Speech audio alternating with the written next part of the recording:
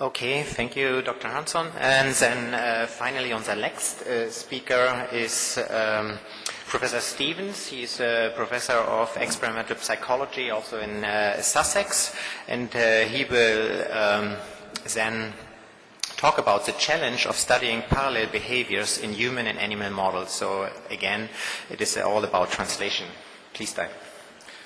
Thank you, Wolfgang, for the introduction, and thank you for the invitation to this beautiful place. It's really exciting to be in Turkey, and like some of the other speakers have already mentioned, it's very impressive, the conference, the size of the conference, and the enormous interest in this area of work. I want to change direction a little bit, because I want to talk about the challenge of studying parallel behaviors in humans and animals.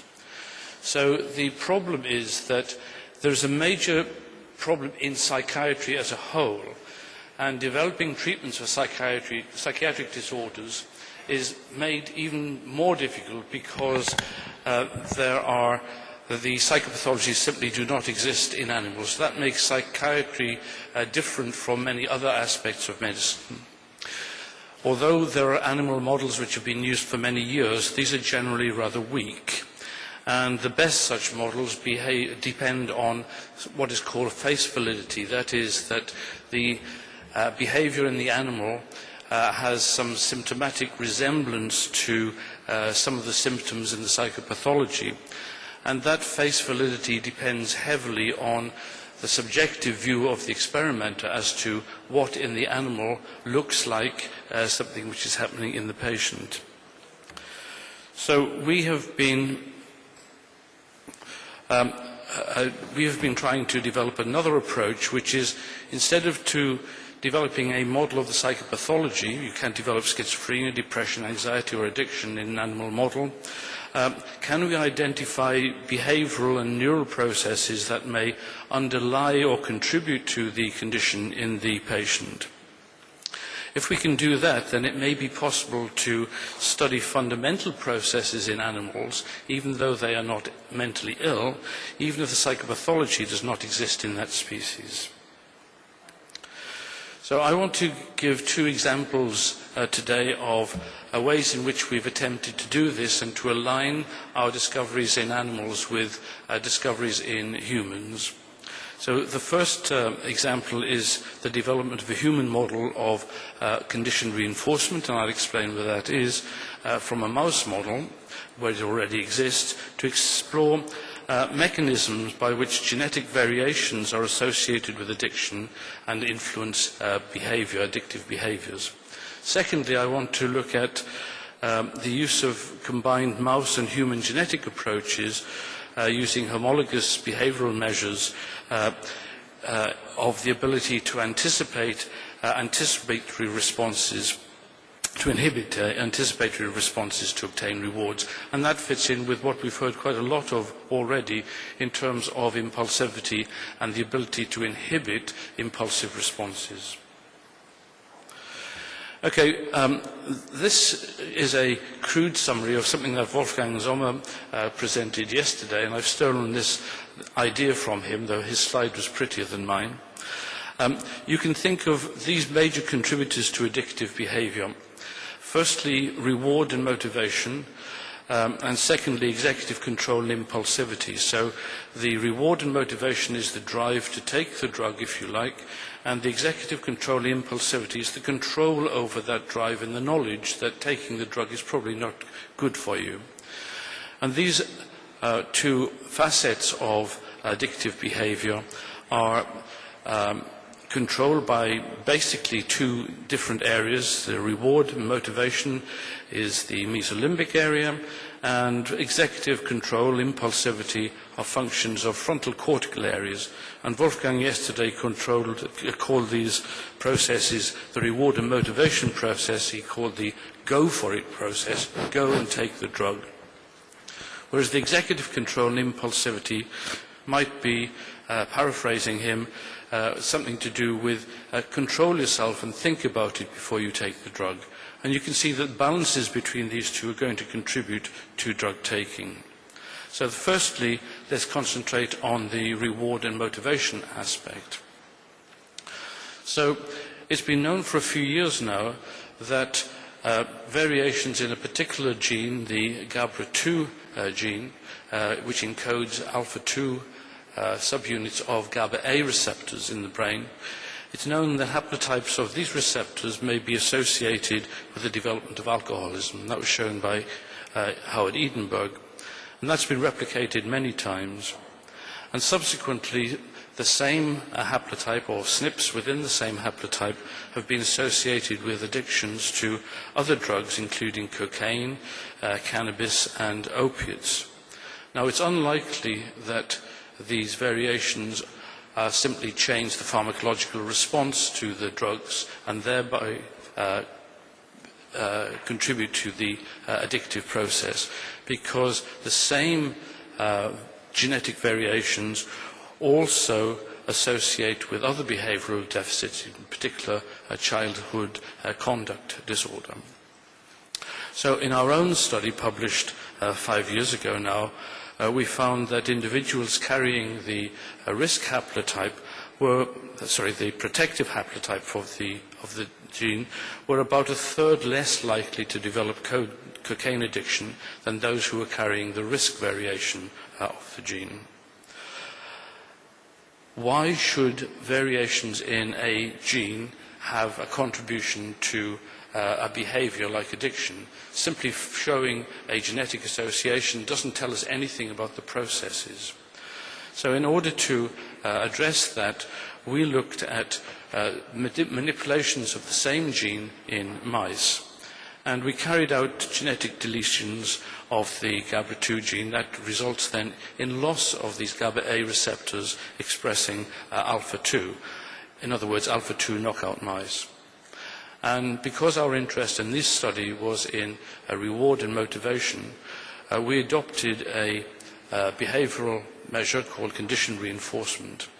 And what we do very simply is to train the mice in a piece of apparatus that when a light comes on or a tone comes on, then immediately after the light or the tone, food will be delivered into a particular location.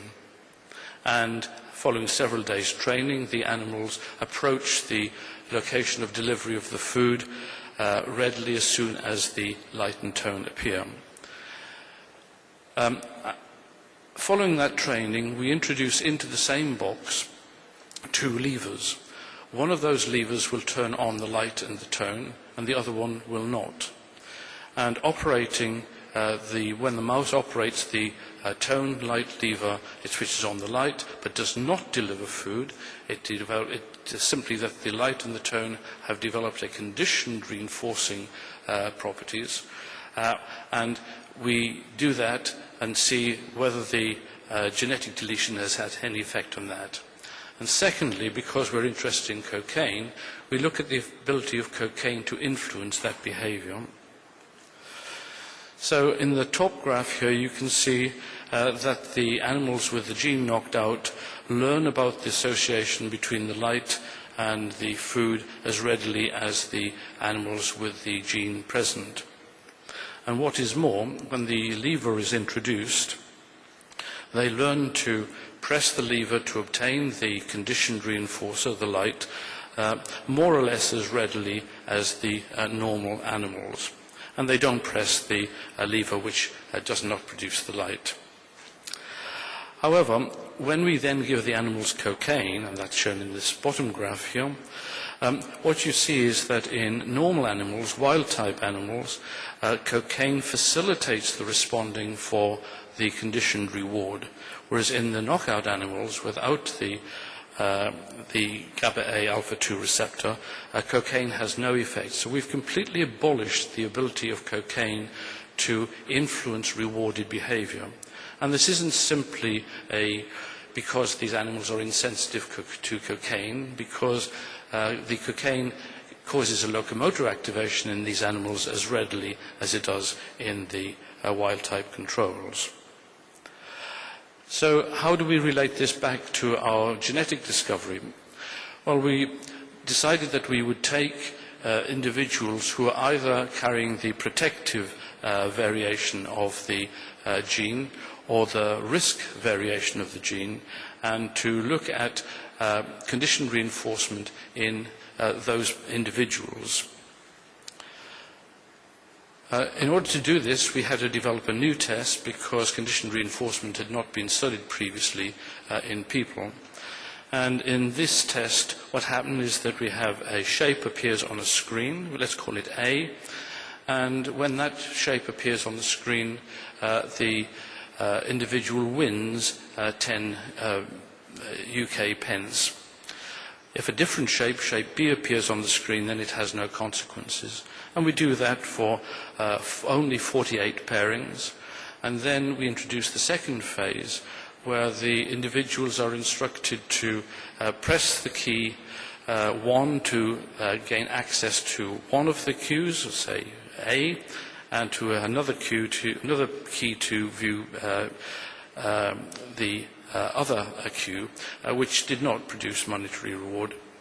Let me emphasize once again, there is no reward in these sessions at all, apart from accessing the cues which have previously been associated. When we do that, what we find is that individuals carrying the protective variation of the gene, which we'd shown previously to be associated with cocaine abuse, they show an increased response to, increased responding for the conditioned reinforcer in the presence of methylphenidate, which, as you will know, is a dopamine agonist, which has properties similar to those of cocaine. Whereas in the individuals who are at risk genetically for cocaine abuse, we had no such effects of methylphenidate. So this seems to line up a little bit with the mouse data previously, but of course the mouse data were with cocaine, and this is with methylphenidate.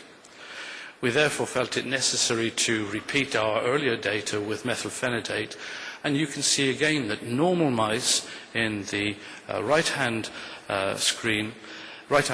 graph show an increase in responding for a conditioned reinforcer under methylphenidate, whereas those with the risk variant of the gene show no such responses to methylphenidate. So, just to summarize those data initially, the mouse with the gene removed shows normal conditioned reinforcement, as does the human with the variation in the GABRA2 gene. But in the mouse knockout, we see an absence of methylphenidate and cocaine facilitation, and we see the same thing in the humans with methylphenidate facilitation of conditioned reinforcement.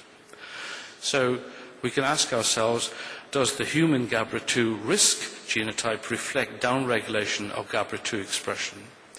I think that what we've been able to do then is to go from a genetic finding in humans showing a genetic association to a potential explanation of how that may go about by developing parallel tests in mice and humans. Okay, let's get on to a second example of such parallel studies. GWAS studies, human genetic association studies, are frequently insufficiently powered to obtain solid relationships between genes and human disorders or traits contributing to those disorders. Because there are so many possible variations, it is very easy to get false genetic correlations between gene variants and particular effects. However, we may be able to get around that problem by using a mouse genetic analysis of homologous behaviors in the human and in the mouse. And that might then enable us to refine the genetic studies. So this is now going on to the second aspect that I mentioned earlier, executive control and impulsivity. In this case, we're looking initially at the human data, the so-called monetary incentive delay task, in which a cue here informs the participant that following a delay, they will be able to press target in order to obtain either a large or a small reward. And here is the reward here. The delay is important for the purpose of this talk, although it's not the primary reason for looking at the monetary incentive delay task. So here it is setting up the reward, then anticipation during the waiting, a signal to hit, and then feedback as to gaining the reward. And we're looking at this aspect here, the anticipation. Let me go back. Here. So looking at the anticipation, so what we find is that some individuals will not wait long enough to get the signal to perform, and so they make an error here, which is similar to the error which Dora Duca was talking about earlier, and I'll come on to that next. So this is anticipatory impulsivity, if you like, an inability to wait for the information to be made available. Okay, so we use the 5-choice serial reaction time task, which has been used to measure impulsivity. Just an example of how it works. We have a mouse or a rat which sits in the box. A light comes on to tell the rat that if it responds in that hole, it will receive a monetary reward. Sometimes the animal doesn't wait that long. It makes a response before the light comes on. So that's impulsivity, similar to the impulsivity in the monetary incentive delay task, where the individual is not able to wait for the information which tells him or her how to behave correctly. How can we use this in a genetic study? Well, looking at the genetics of impulsivity, one way of approaching this is to use the same mice that Dora was talking about earlier, the C57 and DBA2 mice.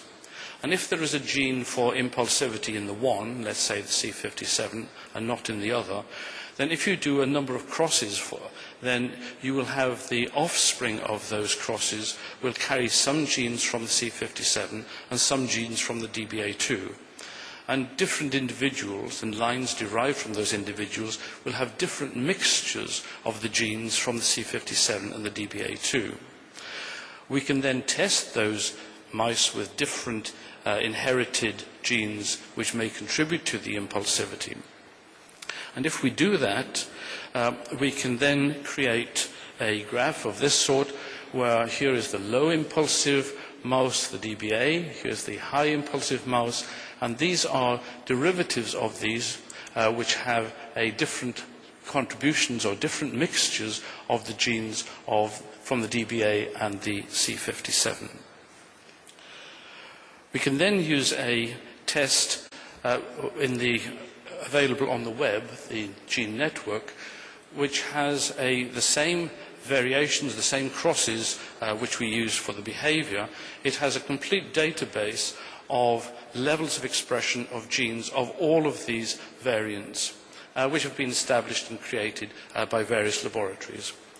And we can then correlate the behavior in the mice with the levels of expression of the genes. And if we do that, we find that the premature responding is indeed influenced strongly genetically, and that we can actually then identify some 42 genes whose level of expression in the prefrontal cortex, which we've already heard is important in control of impulsivity. There are 42 genes which are whose level of expression predicts the premature responding. We can now go back to the human genetic studies, and we can take the data that we found in the monetary incentive delay task and look at whether those 42 genes which are associated with impulsivity in the mouse might be also associated with impulsivity in humans. And indeed we find that they are. Taking the 42 genes from the mouse as a whole, we find that variations in those same genes in humans contribute to impulsivity. Although all 37 human genes contribute to impulsivity, if you look at each one individually, they make a very, very small contribution. and indeed only one comes out as significant in its own right. And what we're looking at here, I should have mentioned, is the association of the homologues of the human gene with ventral striatal activation during performance of this incentive delay task.